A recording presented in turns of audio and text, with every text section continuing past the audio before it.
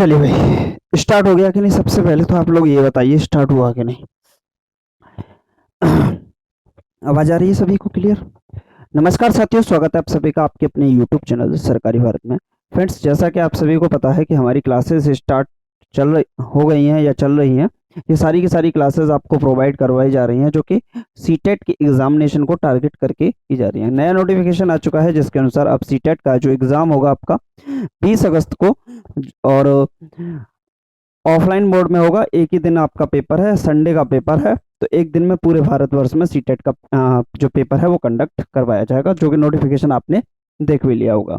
थोड़ी सी आवाज़ आपको ठीक ना लगे तो हो सकता है छाले वगैरह हो गए हैं, तो आप लोग समझ जाइएगा। क्लियर है? तो आज अपनी जो क्लास है वो है सीडीपी की, चाइल्ड डेवलपमेंट एंड पेडागोगी की। क्लास नंबर 31 है। अभी तक हम 30 क्लास कर चुके हैं। अभी तक आपने वो क्लासेस नहीं लिया तो उनका फ़ायदा ज़रूर लीजिएगा, क्योंकि अगर आप इन क्लासेस को लेंगे तो आपके एग्जामिनेशन में डायरेक्टली क्वेश्चंस यहीं से मिलेंगे। हम आपको डायरेक्टली पेपर का सॉल्यूशन करा रहे हैं। इससे फ़ायदा क्या होगा कि जो आपके एग्जाम में क्वेश्चन पूछे जाते हैं, ऑथेंटिक चीज़ें जो होती हैं, प्रमाणिक चीज़ें जो होती हैं, वो आपको डायरेक्टली कराया जा रहा है। बाकी यूट्यूब पर तो प्रैक्टिस के लिए कोई कमी नहीं है। सिर्फ एक हमारा ही चैनल है जो प्रीवियस ईयर के क्वेश्चन पेपर को सॉल्व करा रहा है। बाकी आप लोग समझदार हैं, जो भी करना चाहें आप कर सकते हैं। सब्सक्राइब वगैरह कर लीजिएगा ताकि नोटिफिकेशन वगैरह आप लोगों को मिलता रहे। क्लियर है मेरे भाई? तो चलिए स्टार्ट करते हैं आज की इस वीडियो को अपने पहले प्रश्न के साथ। तो आज का पहला सवाल क्या है? बच्चों के विकास के संबंध में निम्नलिखित में से कौन सा कथन सही है? आपसे स्टेटमेंट के बारे में पूछा है कि कौन सा स्टेटमेंट इसमें से कौन सा सही है जो कि बच्चों के विकास से संबंधित होता है। बच्चों का जो विकास होता है, डेवलपमेंट के बारे में बोला जाता है कि डेवलपमेंट हेरिडिटरी एंड एनवायरनमेंट के मल्टीपल के बराबर होता है। मेरे भाई, ये क्या चीजें होती हैं इसको समझ लीजिएगा थोड़ा सा। यहाँ पर अगर हम बात करते हैं हेरिडिटरी, जिसको हम बोलते हैं आनुवंशिकता। क्या बोलते हैं? आनुवंशिकता। क्लियर है मेरे भाई? आनुवंशिकता और वातावरण। वातावरण। तो आनुवंशिकता और वातावरण का गुणनफल ही क्या कहलाता है? विकास कहलाता है। ये बात किसने कही थी? तो ये बात कही थी वुडवर्थ, जो कि वुडवर्थ वुडवर्थ जो कि कौन थे? व्यवहारवादी थे वुडवर्थ। उनके द्वारा इस बात को कहा गया था कि जो विकास होता है वो सामाजिक अंतः क्रिया होती है, एक आनुवंशिकता और वातावरण की। विकास के दो एस्पेक्ट होते हैं, वातावरण और आनुवंशिकता। विकास में जितनी भूमिका आपकी आनुवंशिकता की होती है, जीन्स की होती है, उससे उतनी ही भूमिका कहीं ना कहीं वातावरण यानी कि समाज की, संस्कृति की, हमारी पृष्ठभूमि की होती है, हमारी मातृभाषा की होती है। क्लियर है मेरे भाई? अब यहाँ पर हम ऑप्शंस को पढ़ते हैं और आपसे पूछा क्या है? तो आपसे पूछा है कौन सा सही है। तो विकास के क्षेत्र सुस्पष्ट है और उनका एक दूसरे से कोई संबंध नहीं है। आप कैसे कह सकते हो मेरे भाई कि विकास के क्षेत्र जो सुस्पष्ट है? बात तो ठीक है, लेकिन विकास का एक दूसरे से कोई संबंध नहीं है। तो विकास का संबंध होता है जो कि आनुवंशिकता और वातावरण के गुणनफल है। आनुवंशिकता और वातावरण की अंतःक्रिया के द्वारा होता है, तो कहीं ना कहीं संबंध तो है। तो ऑप्शन नंबर फर्स्ट आपका इस वजह से गलत हो जाएगा। कहीं ना कहीं यह फॉर्मूला काम कर रहा है। अगला है बाल विकास से संबंधित विभिन्न सिद्धांत बच्चों के विकास में एक मत हैं। आप ये कह सकते हो एक मत हैं, यानी कि फिर तो चीजें क्या हो जाएंगी? एक बार किसी भी व्यवहारवादी ने, संज्ञानवादी ने या फिर मनोवैज्ञानिक ने जो बात कह दी, सारे के सारे पॉइंट्स उसी पर निर्भर हो, ऐसा तो हो नहीं सकता। बात की जाए बच्चों के विकास के बारे में, तो जीन पियाजे की बात की जाए तो वो संज्ञानवाद पर बल देते हैं।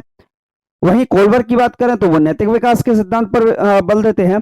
जबकि वही बात की जाए लेबैगस की, तो वो सामाजिक सांस्कृतिक विकास की पृष्ठभूमि पर बल देते हैं। तो तीनों के सिद्धांत भी अलग हो गए जो कि बच्चों के विकास से संबंधित हैं। तो ऐसा तो नहीं होना चाहिए, एक मत तो नहीं है। उनके इन तीन के ही अलग अलग मत देखने को मिल गए। और यहाँ पर वुडवर्थ की भी बात करें तो ये व्यवहारवादी है, तो व्यवहार के अनुसार अपने विकास को बताते हैं। तो कहीं ना कहीं अगर बात की जाए तो बाल विकास जो है संबंधित विभिन्न सिद्धांत बच्चों के विकास के विषय में एकमत नहीं है, यानी कि उनकी सर्वसम्मति अलग अलग है। आप सर्वसम्मति नहीं कह सकते, उनके जो एस्पेक्ट हैं, उनके जो कहने के तरीके हैं वो अलग अलग हैं।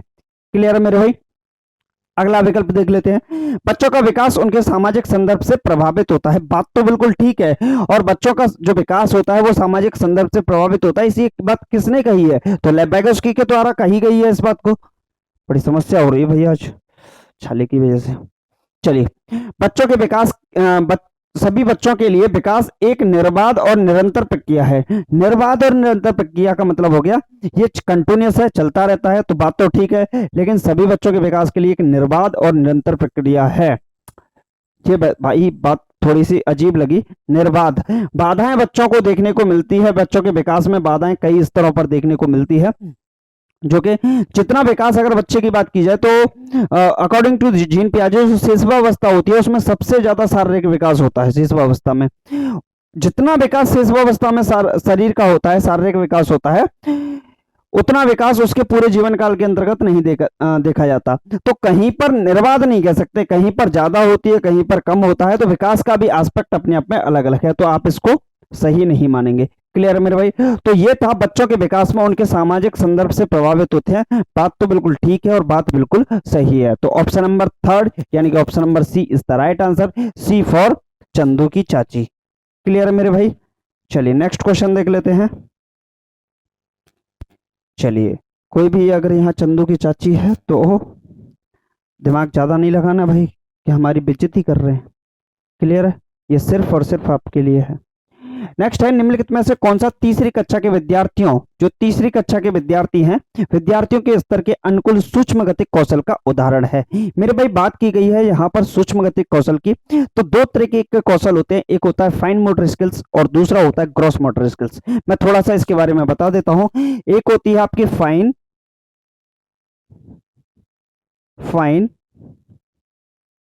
मोटर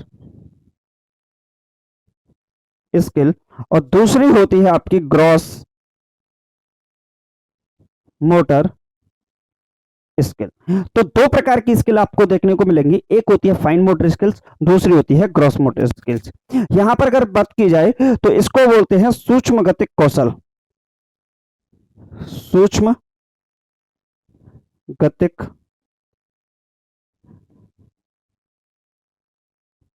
कौशल। दूसरा जो होता है वो होता है आपका स्थूल गत्यात्मक कौशल, स्थूल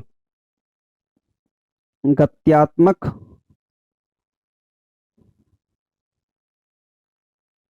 कौशल। तो दो प्रकार के कौशल आपको देखने को मिलेंगे, पहला होता है सूक्ष्म गतिक कौशल और दूसरा होता है मेरे भाई कहीं ना कहीं स्थूल गत्यात्मक कौशल। अब बात करते हैं दोनों की। सूक्ष्म गतिक कौशल की बात करें तो यहां पर स्मॉल मसल्स का यूज होता है, यानी कि छोटी छोटी मसल्स का यूज किया जाता है। आप आंख की बोल सकते हो, नाक की बोल सकते हैं, गिलास को हाथ से पकड़ना, मतलब छोटे छोटे जो कार्य होते हैं वो सारे के सारे फाइन मोटर स्किल्स के पार्ट होते हैं। दूसरी अगर बात करें स्थूल गत्यात्मक कौशल की, तो यहाँ पर लार्ज मसल्स का यूज किया जाता है मेरे भाई। किसका? लार्ज मसल्स का यूज किया जाता है।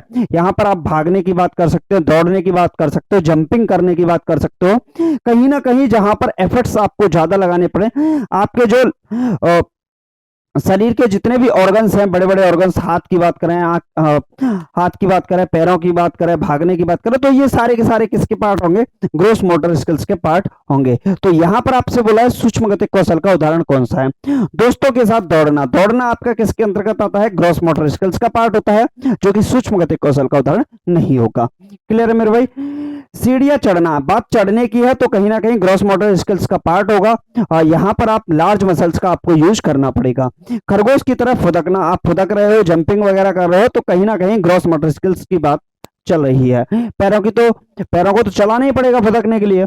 आगे है धागे में मोती पिरोना, धागे में मोती पिरोने के लिए नॉर्मल हाथ से, मेरे जैसे मैंने कलम को पकड़ रखा है इस तरीके से, और आपको बात की जाए यहाँ पर आंखों की जरूरत होगी, तो दो ही चीजों की जरूरत होगी जहां पर आपकी फाइन मोटर स्किल्स भी कार्य कर जाएंगे। तो एक धागे में मोती पिरोना, ये किसका पार्ट होगा? फाइन मोटर स्किल्स का पार्ट होगा, तो सूक्ष्म गतिक कौशल का उदाहरण होगा। Option number B is the right answer, B for Baua भैया। क्लियर है मेरे भाई? चलिए नेक्स्ट क्वेश्चन का आंसर लगाइए, कौन देगा देखते हैं, ऐसा कौन सा महान योद्धा है जो इस क्वेश्चन का आंसर दे पाएगा। नेक्स्ट है मेरे भाई, निम्नलिखित में से कौन सी प्रवृत्तियां गुण पूर्णतः आनुवंशिक है, यानी कि आपकी हेरिडिटरी से रिलेटेड है? बताइए क्या होगा। यहां पर अगर बात की जाए इंटेलिजेंस की आनुवंशिकता से संबंधित कौन सा है, तो पूर्णतः बात की गई है, तो बुद्धि की बात करें तो पूर्णतः नहीं होती है भाई मेरे, पूर्णतः बुद्धि नहीं होगी, नैतिक विकास भी पूर्णतः नहीं होगा, सामाजिक कौशल भी पूर्णतः नहीं होगा। अगर यहाँ पर बात की जाए तो जो आंखों का रंग होता है वो आपका पूर्णतः ही आनुवंशिकता से संबंधित होता है, आपकी हेरिडिटी से संबंधित होता है। तो option number A is the right answer, A for आओ कभी हवेली पर। क्लियर है मेरे भाई, बहुत आसान था, इसमें समय बर्बाद करने की कोई जरूरत नहीं थी, इस वजह से मैंने इसको फास्ट करने की कोशिश की है। क्लियर है, ये सवाल आपके एग्जामिनेशन का एक बहुत ही महत्वपूर्ण सवाल है, ऐसा कोई पेपर नहीं होता सीटेट का जिसके अंतर्गत आपसे ये क्वेश्चन ना पूछा जाए। क्लियर है, तो क्वेश्चन है, विद्यालय में बच्चों के नए व्यवहार और नियम सिखाते हैं और उनसे इसी अनुरूप क्रिया की अपेक्षा करते हैं। विद्यालय सामाजिकरण की संस्था के रूप में कार्य कर रहा है। तो विद्यालय जो सामाजिकरण की संस्था होती है उनमें से किस पर कार्य करेगा, प्राथमिक या द्वितीयक। तो सामाजिकरण की दो एजेंसी जो होती है, एक होती है प्राथमिक संस्था और एक होती है द्वितीयक संस्था। क्लियर है, तो प्राइमरी एजेंसी और सेकेंडरी एजेंसी। तो संरचनात्मक और विश्लेषक तो होता नहीं, अब आपके पास दो ही विकल्प बचे, आप बोलोगे सर क्या लगाएं आंसर। तो एक होता है प्राइमरी एजेंसी, प्राइमरी एजेंसी, और दूसरी जो होती है वो आपकी होती है मेरे भाई कहीं ना कहीं इसको आप बोल सकते हो सेकेंडरी एजेंसी। तो दो प्रकार की एजेंसी आपको देखने को मिलती है, प्राइमरी एजेंसी और सेकेंडरी एजेंसी। प्राइमरी एजेंसी की बात करें तो यहां पर जो आता है वो आपका आस पड़ोस वगैरह जो आता है, जो भी बच्चे का विकास होता है आस पड़ोस से होता है, तो वो आपका प्राइमरी एजेंसी का पार्ट होगा। दूसरा यहां पर सबसे ज्यादा जो विकल्प में रखा जाता है वो आपका ऑप्शन में रखा जाता है सीटेट के द्वारा, परिवार। क्लियर है, जो एग्जाम में पूछा जाता है मैं वही चीजें लिख रहा हूं, उससे एक्स्ट्रा लिखने की कोशिश नहीं कर रहा हूं। तो आस पड़ोस या परिवार आपको देखने का मिलेगा प्राथमिक संस्था के पार्ट में। जबकि अगर सेकेंडरी एजेंसी की बात करें तो जो बच्चे का विकास होता है वो स्कूल से भी होता है, बच्चे का विकास दीक्षित सर के पढ़ने से, सीटेट क्वालिफाई होने से भी होता है। बच्चे के विकास की अगर बात की जाए मेरे भाई तो यहां पर मीडिया की बात की जाए तो जो मीडिया है वो भी सेकेंडरी एजेंसी का पार्ट का काम करती है। और यहां पर अगर बात की जाए तो ऑनलाइन एजुकेशन की बात की जाए तो ये भी किसी के अंदर आ जाएगी, सेकेंडरी एजेंसी के अंतर्गत आएगी। लाइब्रेरी की बात की जाए तो ये भी किसके अंतर्गत आएगी, तो आपका सेकेंडरी एजेंसी का पार्ट होगी। क्लियर है, समझ में आ गया प्रत्येक स्टूडेंट को। तो आपका यहाँ पर विद्यालय पूछा है, प्राथमिक हो नहीं सकता क्योंकि प्राथमिक में आस पड़ोस और परिवार आते हैं। तो कहीं ना कहीं ऑप्शन नंबर सी यानी कि third option number C is the right answer, C for Kaho Naa प्यार है, यानी कि चंदू की चाची से। चलिए नेक्स्ट क्वेश्चन आपकी स्क्रीन पर है, लगाइए राइट आंसर। चलिए कॉलवर्क साहब आ गए और ये जब भी आते हैं तो प्रश्न अच्छा ही लेके आते हैं। लॉरेंस कोहलवर्क के अनुसार नैतिक विकास के कौन से स्तर पर बच्चा अच्छा लड़की, अच्छा लड़का, अच्छा लड़की अभिविन्यास प्रदर्शित करता है। तो ये बोला है आपसे अच्छा लड़का, अच्छा लड़की अभिविन्यास प्रदर्शित करता है, बताइए मेरे भाई। तो लॉरेंस कोहलवर्क की बात करें तो इन्होंने जो सिद्धांत दिया था वो किसका दिया था, नैतिक विकास का सिद्धांत दिया था। और इसके अंतर्गत स्तरों की जो बात करें तो कुल कितने स्तर बताए थे, तो इसमें कुल 3 स्तर बताए थे। और इन 3 स्तरों के जो चरण होते हैं वो कुल मिला के कितने होते हैं, 6 चरण होते हैं। अब मेरे भाई जो 3 स्तर होते हैं उनको क्या क्या बोलते हैं, उनका नाम थोड़ा सा सुन लीजिए। पहला होता है प्री कन्वेंशनल स्टेज, क्या होती है, प्री कन्वेंशनल। एक बार मैं कन्वेंशनल लिख रहा हूं, बार बार लिखने की जरूरत नहीं पड़ेगी। क्लियर है मेरे भाई, तो प्री कन्वेंशनल स्टेज। दूसरा होता है कन्वेंशनल स्टेज, क्लियर है। और तीसरी जो होती है उसे बोलते हैं post conventional stage, post conventional stage. तो 3 प्रकार के स्टेज होती हैं बच्चों के विकास की। यहां पर बात की जाए नैतिक विकास के सिद्धांत के अनुसार तो पहली जो अवस्था होती है उसको हम क्या बोलते हैं, तो जो पहली अवस्था होती है मेरे भाई उसको हम 3 से 10 वर्ष तक की जो अवस्था होती है, दूसरी 10 से 13 वर्ष की अवस्था होती है, और तीसरी 13 वर्ष से ऊपर की जो अवस्था होती है कहीं ना कहीं हम उसे क्या बोलते हैं, प्री कन्वेंशनल और कन्वेंशनल और पोस्ट कन्वेंशनल स्टेज कहते हैं। यानी कि पूर्व परंपरागत स्तर और उत्तर परंपरागत स्तर के नाम से जानते हैं। इसमें अगर बात करें तो इसके 2 पार्ट होते हैं, इसके 2 पार्ट होते हैं, इसके 2 पार्ट होते हैं। अब आप कहोगे सर कि अच्छा लड़का अच्छी लड़की अभिविन्यास किसके अंतर्गत आएगा? तो मेरे भाई ये आता है आपका कन्वेंशनल स्टेज के अंतर्गत। 10 से 13 वर्ष तक का जो बच्चा होता है उसके दिमाग में यही चलता रहता है कि मम्मी पापा की नजर में, आस पड़ोस की नजर में, विद्यालय के अंदर टीचर्स की नजर में मैं एक अच्छा लड़का बन के दिखाऊं, अच्छी लड़की बन के दिखाऊं। इस प्रकार की भावना उस बच्चे के अंतर्गत होती है, जो कि किस उम्र के बीच के होते हैं? 10 से 13 वर्ष तक की उम्र के जो बच्चे होते हैं। क्लियर है मेरे भाई? तो यहाँ पर अच्छा लड़का अच्छी लड़की इसके अंतर्गत देखने को मिलेंगे। यहाँ पर कानून और नियम व्यवस्था के अंतर्गत भी बहुत ज्यादा ध्यान दिया जाता है कि ऐसे बच्चे जो 10 से 13 वर्ष की अवस्था में होते हैं आज्ञा पालन को महत्वपूर्ण भूमिका निभाते हैं, यानी कि आज्ञा पालन को वो बहुत ऊपर रखते हैं। तो ओबिडियंस और पनिशमेंट को अपने से ऊपर रखते हैं कि कहीं ऐसा ना हो कि नियमों का हमें पालन करना चाहिए। 10 से 13 वर्ष का बच्चा कहीं ना कहीं आपको देखने को मिल जाएगा कि हेलमेट पहन के चलना चाहिए, हेलमेट के बिना हमें रोड वगैरह पर नहीं चलना चाहिए। तो ऐसे बच्चे यहाँ पर देखने को मिलेगा। तो यहाँ पर बात करें परतंत्र, परतंत्र तो शब्द ही नहीं होता है, सहयोगी यहाँ पर कोई शब्द नहीं होता है, पूर्व पारंपरिक है नहीं क्योंकि प्री कन्वेंशनल स्टेज की बात नहीं की गई है। अच्छा लड़की अच्छी लड़की कन्वेंशनल स्टेज यानी कि पारंपरिक स्तर के पार्ट आपके हो जाएंगे। मैं थोड़ा सा एक्सप्लेनेशन ज्यादा दे रहा हूं, इसका एक ही कारण है मेरे भाई, आप चीजों को समझ जाएं। क्लियर है? एग्जामिनेशन में यही क्वेश्चन आपको डिट्टो रिपीटेड मिलेंगे और जब एग्जाम में मिलते हैं तो स्टूडेंट गायब हो जाते हैं और बोलते हैं कि सर क्वेश्चन बड़े टेढ़े टेढ़े आए थे। लेकिन एक भी स्टूडेंट मेरे से ये नहीं बोलता कि सर आपने जो कराया उसमें से नहीं आया। हर क्वेश्चन मेरा फंसता है। 30 आउट ऑफ 30 क्वेश्चंस यहां पर फंसने की गारंटी है आपकी।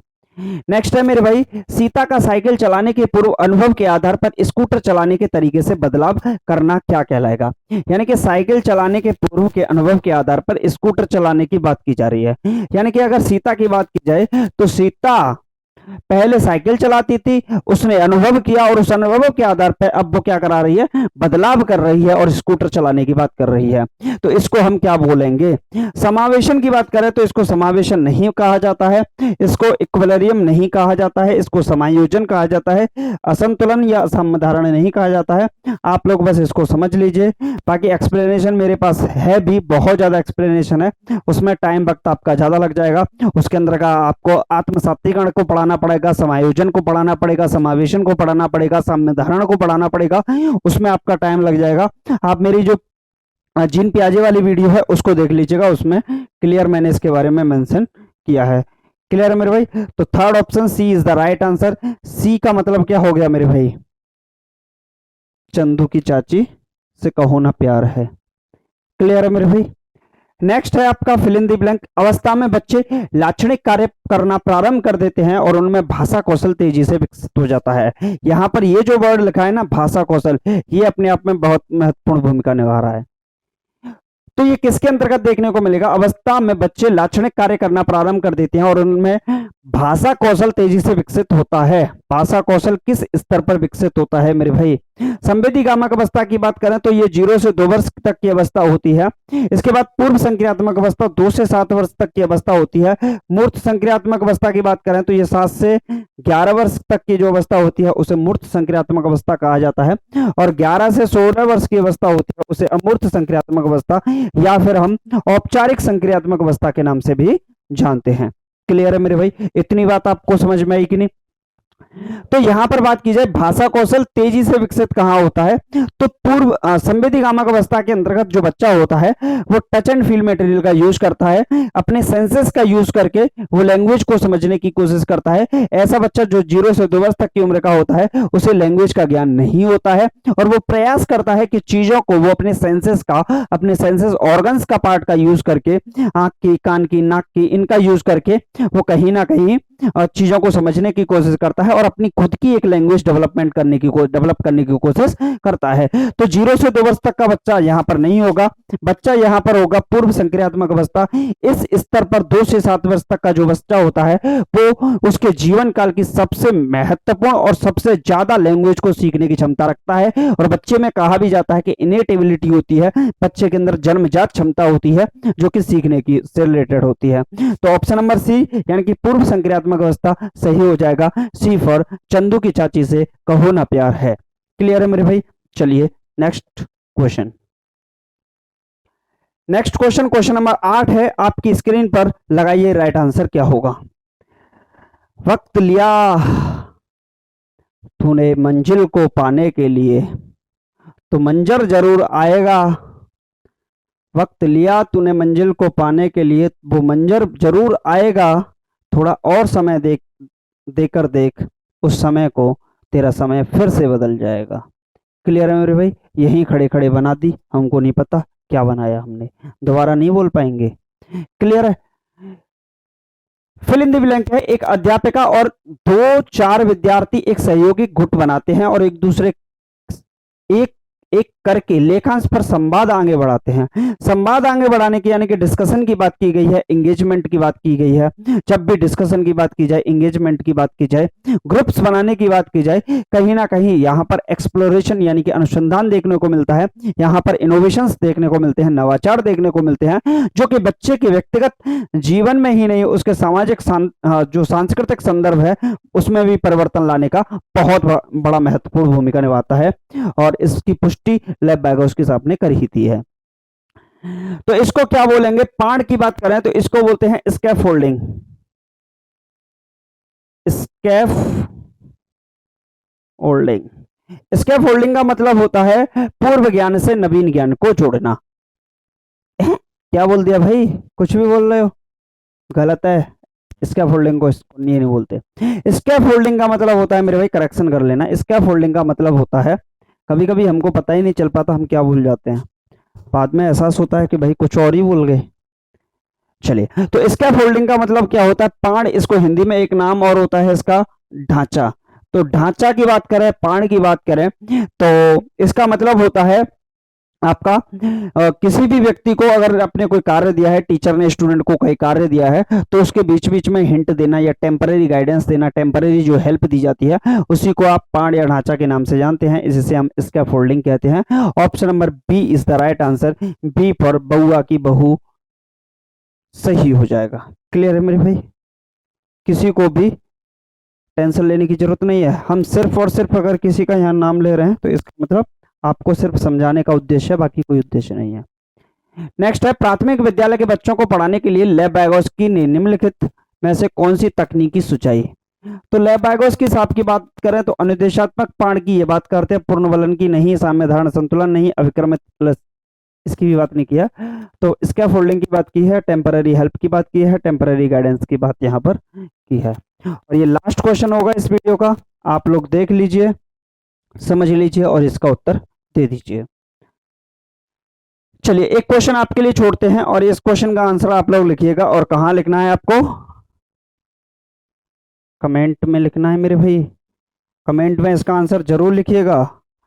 अगर आपने उत्तर नहीं लिखा तो आप लोग कहीं ना कहीं उन स्टूडेंट से तो पीछे हो ही जाएंगे जो कम से कम आंसर लिख रहे हैं। भाई आप लोग, इससे पता चल जाएगा कि किस किस स्टूडेंट ने लास्ट तक वीडियो देखा है। बाकी आप लोगों के जो भी क्वेश्चंस हैं उन क्वेश्चंस को पूछ लीजिएगा, नेक्स्ट वीडियो के अंदर हम फिर डिस्कस करेंगे अगले प्रश्नों के साथ।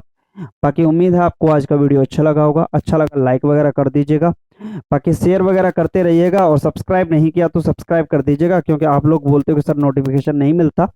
तो नोटिफिकेशन न मिलने का कारण यही है कि मेरी हर वीडियो का नोटिफिकेशन मिलेगा अगर आप बेल आइकन को वहां पर जो घंटा वाला साइन होता है उसमें ऑल पर्सनलाइज्ड कर दोगे, तो सारे के सारे नोटिफिकेशन आपको मिलेंगे। आप लोग वो करते नहीं हो, सब्सक्राइब करके चले जाते हो, तो कहाँ से मिल जाए? क्लियर है? बाकी आप लोग समझदार हैं, अच्छे से चीज़ों को समझ सकते हैं।